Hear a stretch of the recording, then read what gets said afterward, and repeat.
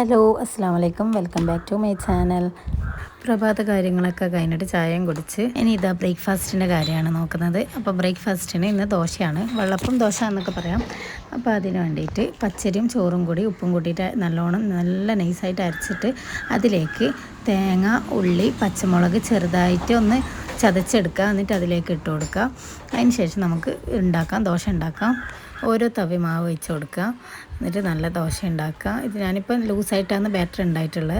അപ്പോൾ നിങ്ങളെ ക്വാണ്ടിറ്റി പോലെ ഇപ്പോൾ ഇതാ ഒരു ഇതിലാക്കുമ്പോൾ കുറച്ചൊരു കട്ടി പോലെ തോന്നിയാണ് നിങ്ങൾക്ക് കാണുമ്പോൾ. അതിൽ തേങ്ങയും ഉള്ളിയൊക്കെ ഉള്ളതുകൊണ്ട് പിന്നെ നല്ലൊരു നൈസായിട്ട് തന്നെയാണ് ഉണ്ടായത്. ചുട്ടെടുത്തപ്പോൾ നല്ല ടേസ്റ്റ് ഉണ്ടായിരുന്നു. ഇത് നല്ലോണം മൊരിഞ്ഞിട്ട് കിട്ടിയിട്ടുണ്ടെങ്കിൽ അതിനേക്കാളും ടേസ്റ്റ് ഉണ്ടാവും. ഞാനിപ്പോൾ ഇതിങ്ങനെ എടുത്തിട്ടുള്ളത്. കുറച്ചും കൂടി നെയ്യൊക്കെ ഒഴിച്ചിട്ട് നല്ല മൊരിയിച്ചെടുത്താലും നല്ല ടേസ്റ്റ് ഉണ്ടാവും. പിന്നെ നമ്മളധികം നെയ്യൊന്നും യൂസ് ചെയ്യേണ്ടെന്ന് വിചാരിച്ചിട്ടാണ് ഇങ്ങനെ ഉണ്ടാക്കിയിട്ട് എടുത്തിട്ടുള്ളത്. ലാസ്റ്റത്തത് അങ്ങനെ ആക്കിയിട്ട് എടുത്തിട്ടുണ്ടായിന്. പിന്നെ ഇതാ വൈസൊക്കെ കളിക്കലാണ്. അതിൻ്റെ ഇടയ്ക്ക് ഇതാ ബ്രേക്ക്ഫാസ്റ്റ് അവർക്ക് കൊടുത്ത് നമ്മളും കഴിച്ച്.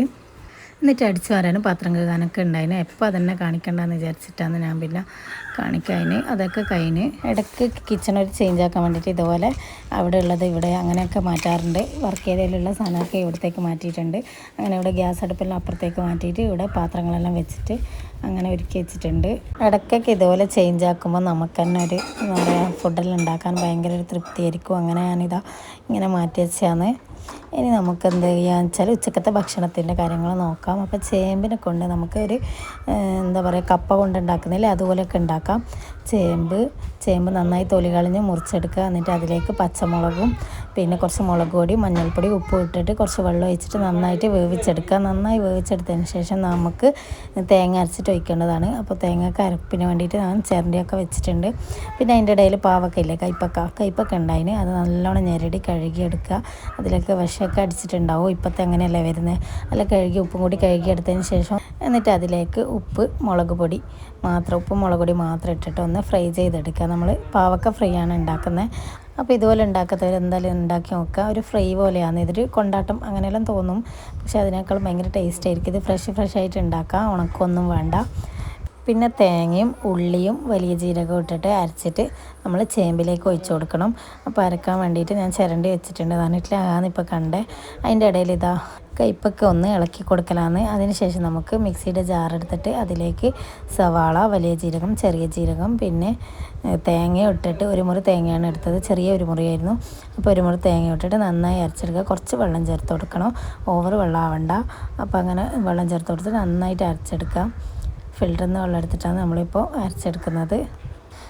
അപ്പോൾ വെള്ളം ഓവറായിപ്പോണ്ട്, എൻ്റെ അത് കുറച്ച് ഓവറായിന്. അതുകൊണ്ട് ഞാൻ പറഞ്ഞ വെള്ളം ഓവർ ആവണ്ടാന്ന്.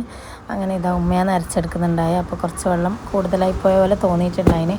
പക്ഷെ എന്നാലും നല്ലോണം എന്താ പറയുക ടൈറ്റായിട്ട് വന്നിട്ടുണ്ടായിന്. അങ്ങനെ ഇത് നമ്മൾ പാവക്ക ഫ്രൈ റെഡിയായി. പിന്നെ ഇതാ ഇവിടെ വേവിച്ച് വെച്ച ചേമ്പിലേക്ക് ഇത് ഒഴിച്ച് കൊടുക്കുക. എന്നിട്ട് രണ്ടും കൂടി നല്ലോണം ഉടച്ച് കൊടുക്കുക. പിന്നെ അധികം ഉടക്കുന്ന ഇഷ്ടമല്ല, ഇടായിരിക്കും കഷ്ണം തിന്നാൻ വേണ്ടിയിട്ട്. അങ്ങനെ അതും കഴിച്ച് കഞ്ഞിയും കുടിച്ചിട്ടുണ്ടായിന്. കഞ്ഞി ഇന്ന് കുടിച്ചത്.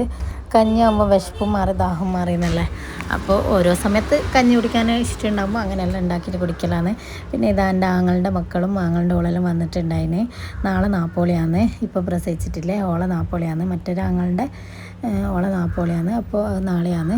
അതിന് വേണ്ടിയിട്ട് ഇന്ന് വന്നതാണ്. അപ്പോൾ അവൾക്ക് പൊന്നെടുക്കാൻ വേണ്ടിയിട്ട്, കുട്ടിക്ക് ബേബിക്ക് സ്വർണ്ണം എടുക്കാൻ വേണ്ടിയിട്ട് അങ്ങനെ വന്നതാണ് ഇന്ന്. അപ്പോൾ അതിന് വേണ്ടിയിട്ട് പോകണം. ഇപ്പോൾ നമ്മളിതാ വൈകുന്നേരം കുറച്ച് ഇവിടെയൊക്കെ ഇരുന്ന് നമ്മൾ ഊഞ്ഞാൽ താഴെയാണ് ഉണ്ടായത് മുറ്റത്ത്. അതിപ്പോൾ നമ്മളിതാ മേലയിലേക്ക് എടുത്ത് വെച്ചിട്ടുണ്ട്. അപ്പോൾ ഇങ്ങനെ ബാൽക്കണിയിൽ ഏത് സമയത്ത് രാത്രി ആയാലും നമുക്ക് ഏത് സമയത്തും ഇരുന്നിട്ട് അങ്ങനെ വെറുതെ ഇരിക്കുമ്പോഴും പിന്നെ എന്തെങ്കിലും ബുക്കൊക്കെ വായിക്കാനുണ്ടെങ്കിൽ, ഇസുവിന് ബുക്ക് വായിക്കാനുണ്ടെങ്കിൽ എല്ലാം അവിടെ നിന്ന് പഠിപ്പിക്കാനുണ്ടെങ്കിലും എല്ലാം ചെയ്യാൻ നല്ല രസമാണ് അവിടെ ഇരിക്കാൻ വേണ്ടിയിട്ട്. പിന്നെ എന്താ പറയുക, കുട്ടികളെ കൊണ്ട് കളിക്കാനും പ്രശ്നമില്ല.